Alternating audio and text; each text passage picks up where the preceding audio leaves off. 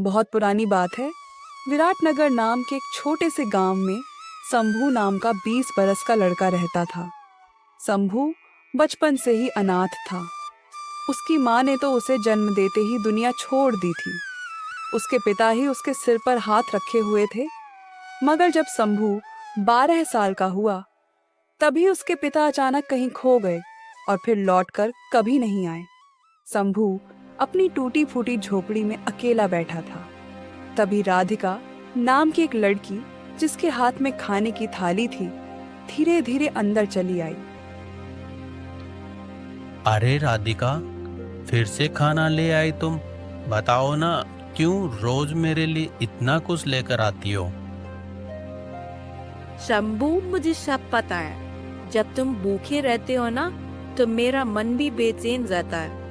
और ये भी तो तुम समझते ही हो कि मैं क्यों हर रोज तुम्हारे लिए खाना लाती हूँ। सच कहूँ राधिका, तुम्हारा ये एहसान मैं जिंदगी भर नहीं भूल सकता। ये कोई एहसान नहीं शंभू, ये तो मेरा अपनापन है, मेरा सच्चा प्यार है तुम्हारे लिए। ये कहकर राधिका ने नजरें झुका ली। कुछ भी बोले बिना धीमे कदमों से झोपड़ी से बाहर निकल गई। कुछ पल बाद शंभू भी सोच में डूबा झोपड़ी के बाहर आया। बाहर कदम रखते ही उसने देखा, गांव का मुखिया सिर पर पगड़ी बांधे खड़ा उसे घूर रहा था। अरे शंभू, पेट भर लिया कि नहीं? खाना वाना खा लिया ना तुमने? जी मुखिया जी, आपकी बेटी राधिका अभी कुछ देर पहले ही मेरे लिए खाना दे गई है। बहुत अच्छा किया बेटा। अब तुम बड़े हो गए हो शंभू, खुद का ध्यान रखना सीखो, यही सबसे जरूरी है। मुखिया जी, 12 बरस की उम्र से अब तक आप ही मेरा सहारा बने रहे हैं, लेकिन अब मन में शर्म सी होने लगी है। अब मैं भी कुछ काम में हाथ बटाना चाहता हूँ। बिल्कुल ठीक कह रहे हो शंभू बेटा। कब तक यूं दूसरों के सहारे बैठोगे? देखो, गांव के पास वाला जंगल अब पहले जैसा डर भरा नहीं रहा। अगर दिल करे तो वहां जाओ, मोटी मोटी लकड़ियां काट लाना, या मधुमक्खियों का छत्ता देखो तो थोड़ा शहद भी लेते आना। मेहनत करोगे तो पेट भरने का जुगाड़ अपने आप हो जाएगा। हाँ मुखिया जी, अब बैठे बैठे पेट भरने का मन नहीं करता। अब बस अपना भी देखना है और अपने घर का भी। अब जो थोड़ा बहुत बन पड़ेगा वही करूंगा मेहनत से। इतना सोचते सोचते शंभू चल पड़ा जंगल की तरफ। थोड़ी देर बाद वो गांव की पगडंडी पार कर उस सुनसान जंगल में पहुंच गया। चल शंभू, पहले बढ़िया पेड़ देख ले, फिर कल कुल्हाड़ी लेकर आना, सब काट लेना। लकड़ी बेचेगा तो 2 पैसे हाथ में आएंगे। मुखिया जी ने अब तक बहुत निभाया, अब बस खुद कमाना है। अब किसी से मांगे बिना पेट भरना है। हाँ, यही ठीक रहेगा। शंभू बस इतना ही बड़बड़ा पाया था कि तभी उसकी नजर एक पेड़ के तने पर पड़ी। वहां एक मोटा सा कीड़ा चुपचाप बैठा था। अजीब बात यह थी कि वो कीड़ा हिल भी नहीं रहा था, बस अपनी नन्ही आंखों से शंभू को ऐसे घूर रहा था जैसे कुछ कहना चाहता हो। शंभू की रूह में हल्की सी सनसनी दौड़ गई। ऐसा कीड़ा उसने कभी नहीं देखा था। अरे बाप रे, ये कीड़ा तो बड़े झक्कास साइज का है। ऐसा कीड़ा तो मैंने पहले कभी देखा ही नहीं। ऊपर से इसे क्या मतलब कि मुझे ऐसे घूरे जा रहा है। बड़ी अजीब बात है भाई। शंभू बस इतना ही बड़बड़ा पाया था कि तभी वो मोटा कीड़ा रेंगता रेंगता नीचे उतरा और धीरे धीरे उसके पैरों के पास आ गया। शंभू के तो जैसे पांव जम गए। अगले ही पल उस कीड़े ने किसी इंसान जैसी धीमी आवाज में कहा, मैं तुम्हें पहचानता हूँ। तुम वीरभद्र के बेटे हो ना? ये सुनते ही शंभू का कलेजा कांप गया।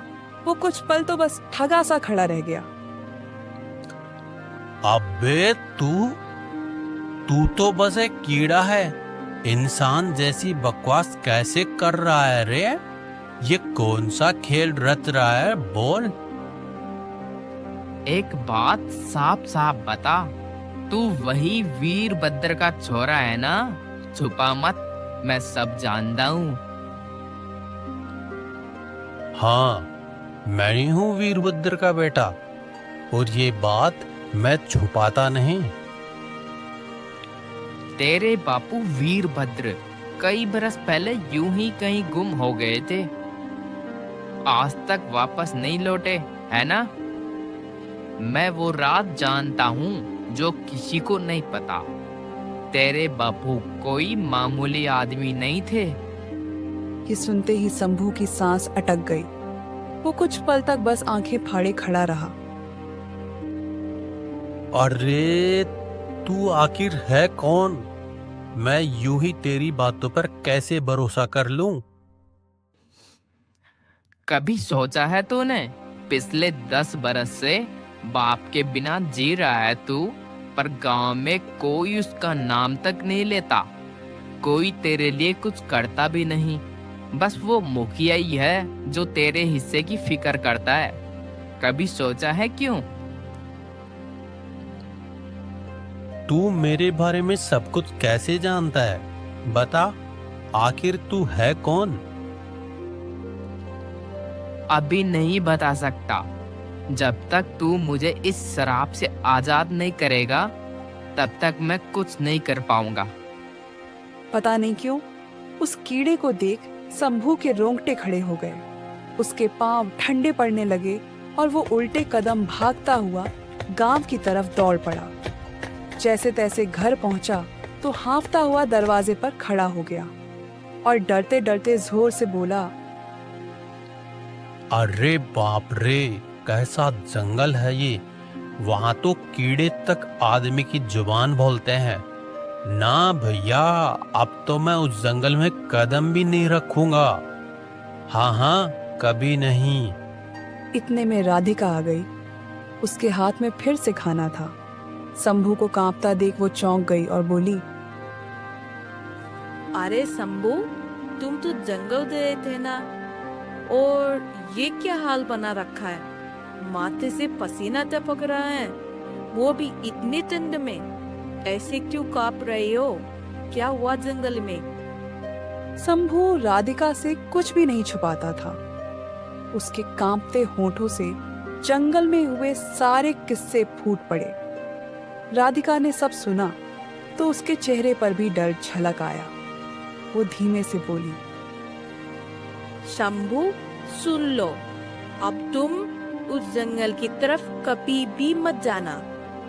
इतना कहकर राधिका चुपचाप बाहर चली गई। शंभू ने जैसे तैसे खाना खाया और बिस्तर पर लेटते ही कब आंख लगी उसे खुद पता नहीं चला। अगली सुबह जब शंभू उठा तो रात वाला डर कहीं गायब हो चुका था। वो बड़बड़ाया, हाँ, लगता है बेकार में ही डर गया मैं उस कीड़े से। इंसान की बोली बोल गया तो क्या, कुछ तो सच भी कह गया। बाबूजी के बारे में वो जाने कैसे जानता था। सच बोलूं तो गांव में कोई बाबूजी का नाम भी नहीं लेता। मुखिया जी से पूछा तो हर बार बात घुमा दी। बस इतना बोले, माँ जन्म देते ही चल बसी। बाबूजी जंगल गए, लौटे ही नहीं। कसम से कुछ तो गड़बड़ है। शंभू सोच में ऐसा डूबा कि कब फिर से कदम जंगल की तरफ बढ़ गए उसे खुद पता ही नहीं चला। कुछ देर बाद वो उसी जगह खड़ा था जहां वो अजीब कीड़ा पहली बार दिखा था। तभी वो कीड़ा फिर से रेंगता रेंगता पेड़ से नीचे आ गया। मुझे मालूम था तू लौटकर जरूर आएगा। तेरे खून में भी वही जिद है जो वीरभद्र में थी। तू भी अपने बाप की तरह डर से नहीं भागता। अच्छा, अब साफ साफ बता, तू मेरे बाबूजी के बारे में क्या जानता है? कहाँ है वो? जिंदा है भी या नहीं? मैंने कल भी कहा था, ये राज बताने से पहले तू मुझे इस श्राप से आजाद करेगा। पर घबराना मत, मैं तेरी मदद करना चाहता हूँ। मुझे अपना साथी समझ ले। मुझे पता है बचपन से तू कैसी तंगी में जी रहा है, और कई बार तो तुझे खुद पर शर्म भी आई होगी, है ना? ये सुनकर शंभू का चेहरा उतर गया। उसने धीरे से कहा, जब मुखिया जी की बेटी राधिका मेरे लिए रोज खाना लेकर आती है ना, तो मन में बहुत शर्म सी लगती है। सच कहूं तो वो मुझसे दिल से लगाव रखती है, और मैं भी उसे दिल से चाहता हूं। पर अभी तक मैं खुद अपने पैरों पर खड़ा भी नहीं हो पाया। ऐसे में मैं मुखिया जी के आगे किस मुंह से राधिका का हाथ मांगूंगा? मैं इस जंगल के हर छुपे राज को जानता हूँ। चल मेरे साथ चल, कुछ दिखाना है तुझे। इतना कहते ही वो कीड़ा धीरे धीरे रेंगता हुआ आगे बढ़ गया। शंभू भी हिचकते हुए उसके पीछे पीछे चल पड़ा। कुछ देर बाद कीड़ा एक अंधेरी गुफा के मुहाने पर जाकर रुक गया। फिर मिट्टी पर सरसराता हुआ बोला, यही वो जगह है शंभू। अब तुझे इस जगह को खोदना होगा। शंभू ने झुककर मिट्टी खोदनी शुरू कर दी। कुछ देर बाद उसकी उंगलियों को मिट्टी के नीचे कुछ सख्त सा महसूस हुआ। उसने मिट्टी हटाई तो एक पुराना बक्सा नजर आया।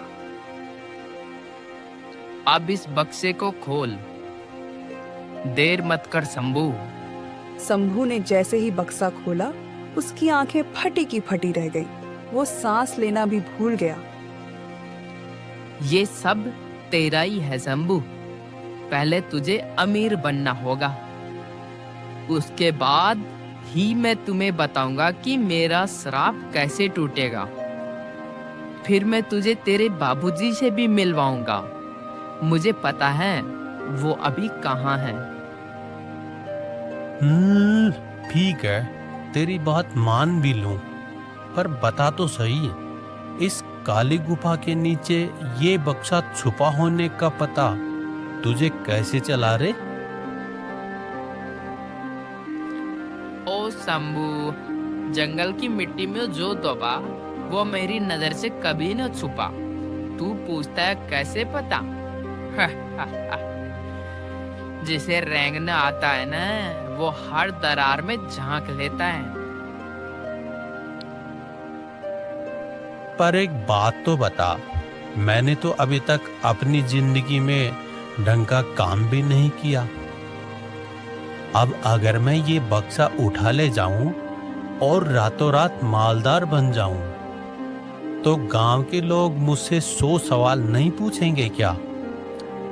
अरे यही तो पंगे हैं। अरे शंभू, उसका भी तो जुगाड़ है मेरे पास। सुन, मुखिया जी से कह देना मैं अब व्यापार करने जा रहा हूँ। कुछ दिन शहर रहूंगा, फिर वहां जाकर इन हीरो को बेच दे। जब खजाना लेकर वापस आएगा ना, सब यही सोचेंगे कि शंभू ने तो बड़ा धंधा कर दिया। सवाल पूछने वाला कोई रहेगा ही नहीं। हाँ ठीक है, ऐसा ही कर लूंगा। जो तू कह रहा है वही सही रहेगा। अब एक बात तो बता शंभू, कहीं अमीर बन के मुझे भूल तो नहीं जाएगा ना? अरे भूलूंगा कैसे? मुझे तो दौलत से ज्यादा अपने बाबूजी से मिलने की आस है। इतना कहकर शंभू ने वो बक्सा उठाया और चुपचाप गांव लौट आया। अगले दिन सुबह वो सीधा मुखिया जी के घर पहुंचा और धीमे से बोला, मुखिया जी, मैं सोच रहा हूँ इस बार राज्य जाऊं। थोड़ा बहुत व्यापार व्यवस्था सीख लूं। अरे शंभू, तू तो कभी गांव की चौपाल से बाहर नहीं गया, और व्यापार, उसके लिए पैसे चाहिए बेटा, समझ चाहिए। तू संभालेगा कैसे? मुखिया जी, मैंने कभी गांव के बाहर पैर नहीं रखा, पर इस बार रखूंगा। राज्य जाकर जो भी हाथ लगेगा मेहनत करूंगा, मजदूरी करूंगा, छोटा बड़ा जो भी काम मिलेगा। पर एक बार ठान ली है, लौटूंगा तो कुछ बनकर ही लौटूंगा। ये सुनकर मुखिया जी कुछ पल चुप रहे, फिर हल्की मुस्कान के साथ बोले, अगर तेरे इरादे सच्चे हैं शंभू, तो भगवान भी तेरे साथ है। जा बेटा, मेरी दुआएं तेरे संग है। फिर शंभू ने वो बक्सा छुपाया और गांव से बाहर निकल पड़ा। रास्ते में राधिका उसे मिल गई। शंभू, एक बात बताना, राज्य जाकर कहीं मुझे भूल तो नहीं जाओगे? ये सुनकर शंभू ने पहली बार हिम्मत जुटाई और धीरे से जवाब दिया, राधिका, मैं जानता हूँ तू मुझसे दिल से लगाव रखती है, और सच कहूँ तो मैं भी तुझसे बहुत प्यार करता हूँ। बस कभी कहने की हिम्मत नहीं जुटा पाया। मैं ये राज्य इसलिए जा रहा हूँ ताकि लौटकर तेरे बाबूजी से तेरा हाथ इज्जत से मांग सकूं। मैं भगवान से दुआ करूंगी शंभू, तू अपनी मकसद में कामयाब होकर लौटे। शंभू हल्की मुस्कान लिए गांव की पगडंडी पार कर सीधा राज्य की तरफ बढ़ गया। वहां पहुंचकर उसने एक सराय में डेरा जमाया, फिर बक्से से कुछ हीरे निकाले और पास की बस्ती में एक जौहरी के ठिकाने पर जा खड़ा हुआ। अरे बाप रे, ओ शंभू भैया, ये क्या लाए हो? ये तो बड़ा ही बेशकीमती हीरा है रे। कहाँ हाथ लगा तुम्हें ये खजाना? अरे जोरी भैया, ये हीरे मेरे बाबूजी के हैं। वो हीरे जवाहरात के बड़े कारोबारी थे उस जमाने में। अरे शंभू भैया, कोई बावला ही होगा जो ऐसे चमचमाते हीरे न खरीदे। मैं तो कहूँ जितनी कीमत मांगोगे उतनी ही दूंगा। बस माल मेरा हुआ समझो। जौहरी ने शंभू को उसकी बताई कीमत से भी ज्यादा दे डाली। शंभू कुछ दिन राज्य में ही रुका और बाकी हीरे बेच बेच कर देखते ही देखते अमीर बन गया। फिर एक दिन वो अपने गांव लौटा। शंभू को ऐसे बदल कर देख मुखिया जी और राधिका की आंखें खुशी से चमक उठी। कुछ ही महीनों में शंभू की टूटी फूटी झोपड़ी की जगह गांव में उसकी एक छोटी हवेली खड़ी हो गई। नौकर चाकर भी लग गए। एक दिन राधिका मुस्कुराते हुए शंभू से बोली, शंभू, अब तो तू अमीर भी बन गया और लोग भी पहले जैसा दया वाला मुंह नहीं बनाते, सब इज्जत से देखते हैं तुझे। पहले जो अनाथ समझते थे, अब वही सलाम ठोकते हैं। अब बता, मेरे बाबूजी से कब बोलेगा? मेरा हाथ मांगेगा भी कि नहीं? राधिका, तू बेफिक्र रह, बस थोड़े दिन सब्र कर, फिर मैं खुद तेरे बाबूजी से तेरी बात पक्की करूंगा। ये मेरा वादा है। मुझे पूरा भरोसा है शंभू, तू मुझे कभी अकेला नहीं छोड़ेगा। राधिका के जाते ही शंभू अकेले में खुद से बड़बड़ाया,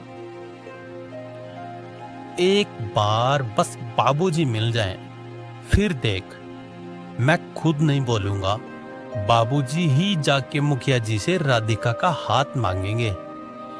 गांव देखेगा तब शंभू भी कुछ बना है। चल शंभू, अब फिर उसी कीड़े से सौदा करना पड़ेगा।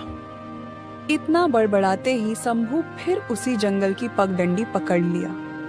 थोड़ी देर में वो वहीं खड़ा था, ठीक उसी जगह जहां पहली बार वो अजीब कीड़ा मिला था।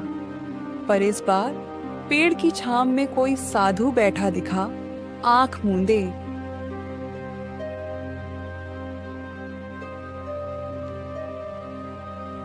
और रे बालक, कौन है तू?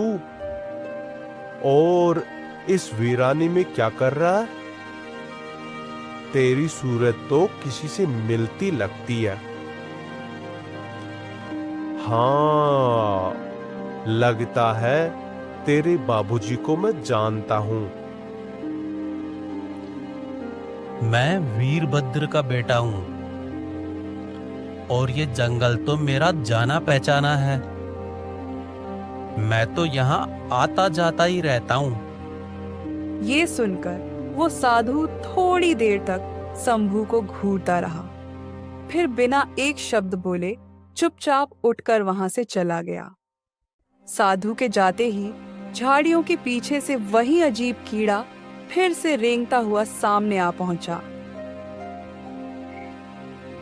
यह साधु तुमसे क्या कह रहा था? अरे वो तो बस यही बक रहा था कि शायद वो मुझे पहचानता है। मैंने भी साफ बोल दिया, मैं वीरभद्र का बेटा हूँ। वो साधु नहीं शंभू, वो तो बस साधु का जोगी चोला ओढ़े बैठा ढोंगी है, अंदर से पूरा शैतान, समझे? मुझे उस साधु वाधु से कोई मतलब नहीं कीड़े। मुझे तो बस तुझसे मतलब है और मेरे बाबूजी से। अब साफ साफ बोल, तेरा ये श्राप कैसे टूटेगा? चलो मेरे साथ। फिर वो कीड़ा सरसराता हुआ शंभू को लेकर उसी गुफा के मुहाने तक पहुंचा, जहां पहले शंभू को वो कीमती हीरे मिले थे। गुफा के अंदर इस बार एक बड़ा अजीब सा पत्थर रखा था, जो चारों तरफ रंग बिरंगी किरणें छोड़ रहा था, जैसे कोई जादू छिपा बैठा हो। सुन शंभू, कल है पूर्णिमा की रात, तू यहीं लौटाना, बिल्कुल इसी जगह आधी रात को। फिर आंखें बंद करना और इस पत्थर को चकनाचूर कर देना। जैसे ये फटेगा ना, मैं भी इस झमेले से छुटकारा पा जाऊंगा। उसके बाद तेरे बाबूजी वो कहाँ हैं, कैसे हैं, सब बता दूंगा। क्यों रे कीड़े, ये पत्थर मैं अभी क्यों ना तोड़ दूं? क्या रोक रहा है तुझे? ना रे शंभू, अभी नहीं। ये पत्थर तभी टूटेगा जब कल पूर्णिमा की रात होगी। बस वही घड़ी सही है। इतना बोलकर वो कीड़ा अचानक रंग बिरंगी चमक छोड़ता गायब हो गया। शंभू थोड़ी देर गुफा को घूरता रहा, फिर चुपचाप वापस गांव लौट आया। जैसे ही वो हवेली में कदम रखा, पीछे पीछे वही साधु भी आ धमका। शंभू, मैंने अपनी आंखों से देखा है, तू उस कीड़े से फुसफुसाकर क्या सौदा कर रहा था। हाँ हाँ देखा होगा, पर तुझे इससे क्या? तू इस बात में टांग क्यों अड़ा रहा है? सुन शंभू, तू उस कीड़े को जानता नहीं। वो कोई मामूली कीड़ा नहीं, समझा? अरे सुन साधु, सब जानता हूं मैं। जो कुछ भी आज शंभू के नसीब में है, उस कीड़े के कर्म से है। वो ही तो जानता है मेरे बाबूजी कहाँ गुम हो गए थे। और सुन, मैं चाहे जो हो जाए, अपने बाबूजी को ढूंढ कर ही दम लूंगा। शंभू, समझो इस बात को। तेरे बाबूजी अब इस दुनिया में नहीं रहे। वो कीड़ा तुझे फंसा रहा है। वो बस तुझे मोहरा बना के अपना श्राप उतारना चाहता है। ये सुनते ही शंभू का खून खौल उठा। उसकी आंखों में गुस्सा साफ चमकने लगा। ओ साधु महाराज, मैं असली साधुओं को सिर माथे बैठाता हूँ, पर तेरे जैसे ढोंगी बाबाओं को नहीं, समझा? इससे ज्यादा बकवास मत कर और चुपचाप दफा हो जाए यहाँ से, वरना ठीक नहीं होगा। साधु कुछ बोलने ही वाला था कि तभी शंभू ने गुस्से से दहाड़ते हुए अपने नौकरों को हुक्म दिया। सुनो, इसे दरवाजे के बाहर धक्के मार के निकाल के आओ और बोल देना दोबारा मेरी हवेली के अंदर ना दिखे। नौकरों ने साधु को हवेली से बाहर कर दिया। वो कुछ कह भी न पाया। तभी बाहर से मुखिया जी और राधिका वहां आ पहुंचे। उनके चेहरे पर हैरानी साफ झलक रही थी। अरे बाबा, आप तो वही साधु हैं जो हमारे जंगल में बैठे बैठे तपस्या करते हैं। लेकिन यह शंभू की हवेली में कैसे आ गए आप? और ये नौकर लोग आपको ऐसे बाहर क्यों कर रहे थे, बताइए तो। वीरभद्र का बेटा शंभू अब तो बिल्कुल अंधा हो गया है। वही गलती फिर से कर बैठा जो उसके बाबूजी ने अपनी जान देकर रोकी थी। ये जो रातों रात इतना धन आया है ना शंभू के हाथ, सब उस कीड़े के फेर का खेल है। वो कीड़ा इसे पूरी तरह से अपने जाल में फंसा चुका है। मैंने तो कोशिश करी कि इसे सच्चाई समझा दूं, पर ये सुनने को राजी ही नहीं। बाबूजी, हाँ, अब याद आया। कुछ दिन पहले शंभू जब पहली बार जंगल से लौटा था ना, वो बड़ा डरा सहमा सा था। तब उसने मेरे कान में कहा भी था कि वहाँ एक कीड़ा उससे इंसानों जैसे बोल रहा था। मैं आपको बताने वाली थी, पर पता नहीं कैसे बात मेरे मन से फिसल गई बाबूजी। अरे बेटा, तूने इतनी बड़ी बात मुझसे छुपा ली। गजब कर दिया तूने। अगर वो कीड़ा अपने श्राप से छूटा ना, तो पूरा गांव उजड़ जाएगा। एक भी आदमी जिंदा नहीं बचेगा। हाँ मुखिया जी, आपकी बात 100% सही है। लेकिन शंभू है कि जरा भी सुनने को तैयार नहीं। समझाना चाहा मैंने, पर टस से मस्त नहीं हुआ। चिंता मत करना बाबा, मैं खुद शंभू से बात करूंगा और उसे ठीक से समझा दूंगा। मुखिया जी बिना देर किए सीधा शंभू के पास पहुंच गए। मन में ठान लिया था कि अब इसे समझाना ही पड़ेगा। रे शंभू, ये कौन सी बात सुन रहा हूं मैं? तू जंगल में जा जा के उस कीड़े से बतियाता है जो आदमी की जुबान में बोलता है। अरे कुछ तो सोचा होता।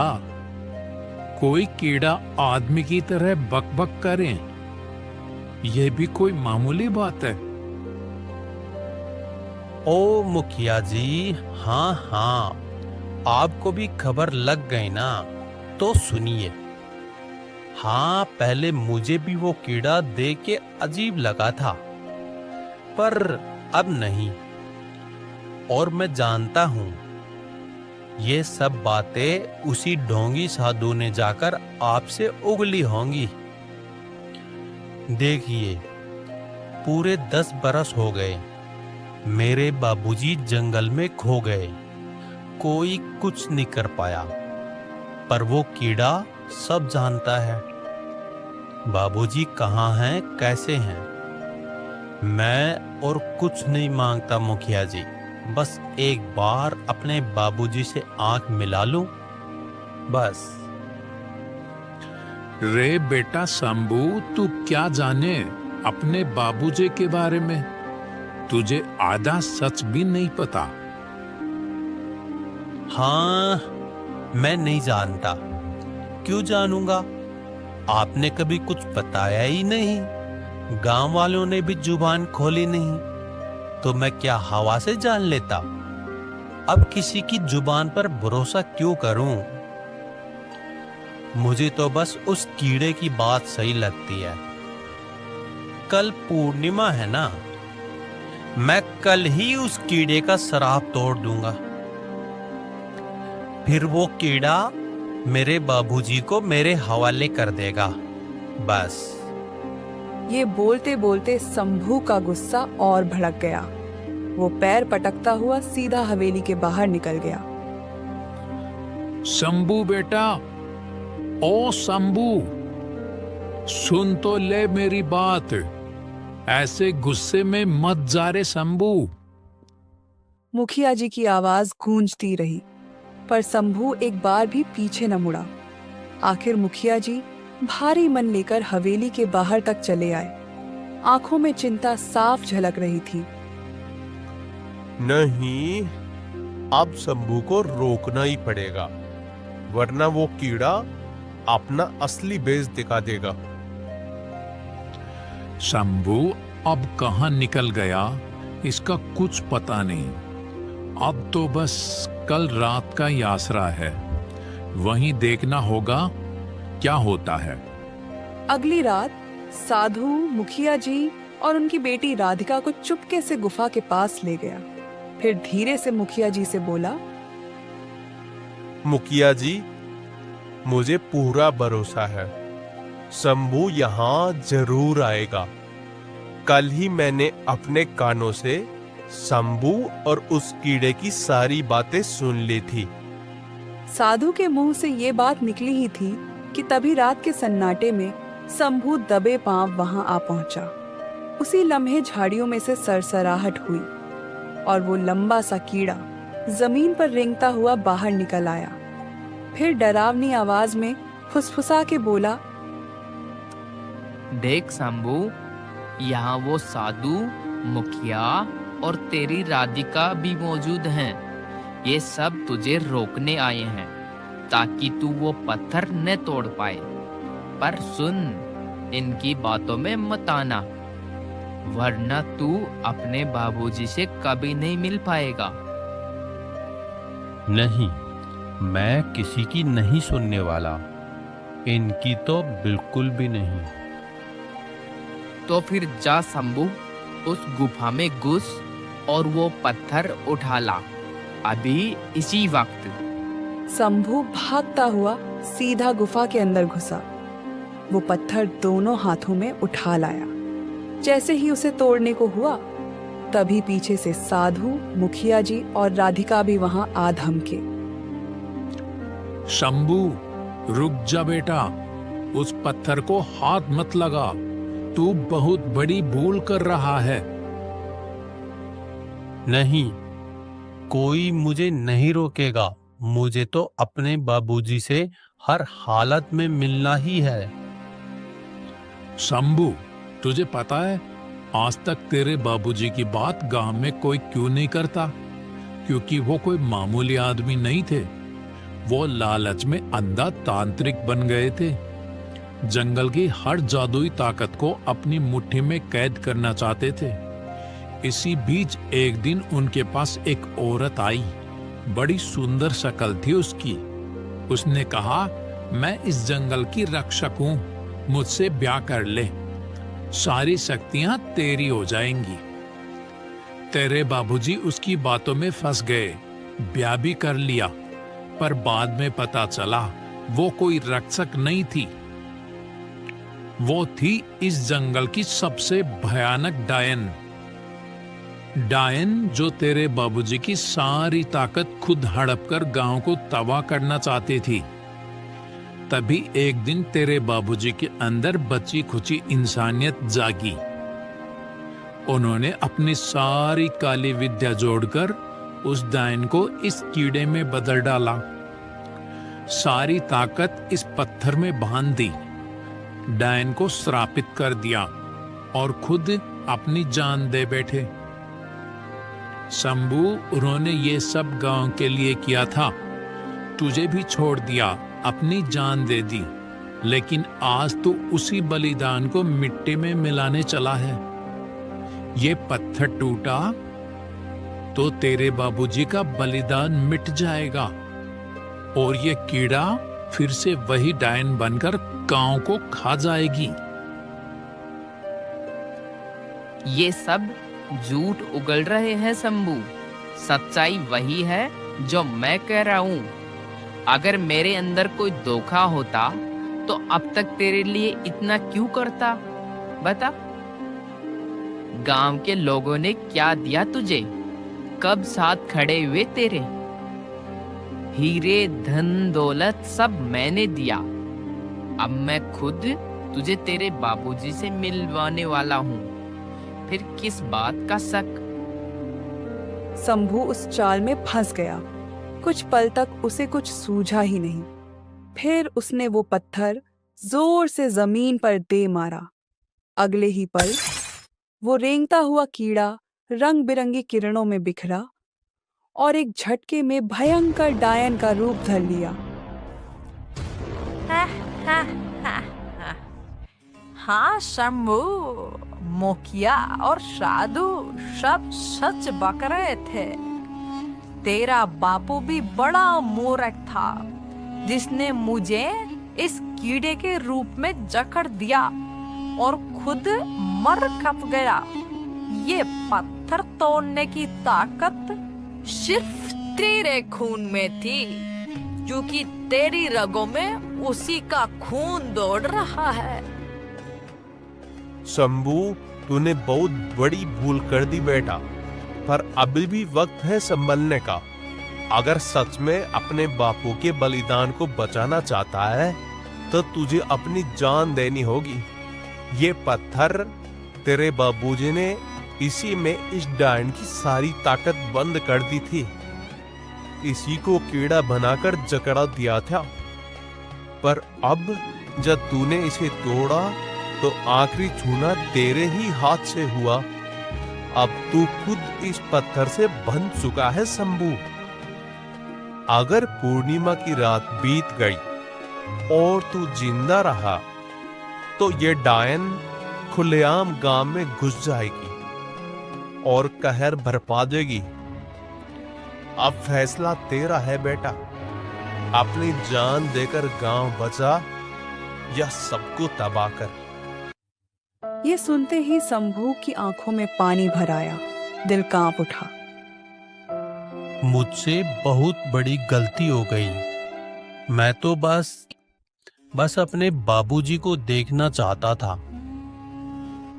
अब सब तेरे हाथ में है शंभू।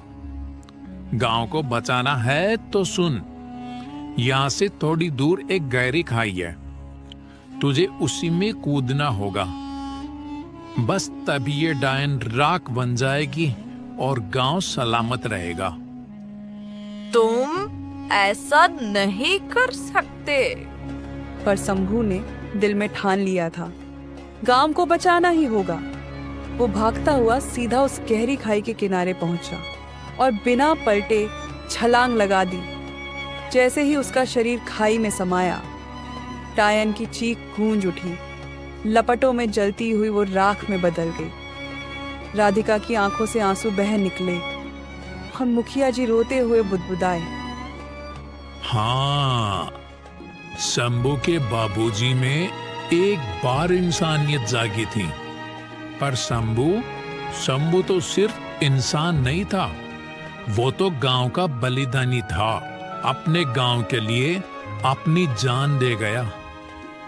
साधु, मुखिया जी और राधिका धीरे धीरे गांव लौट गए और इसी के साथ बरसों पुराना वो डरावना रहस्य हमेशा हमेशा के लिए खत्म हो गया।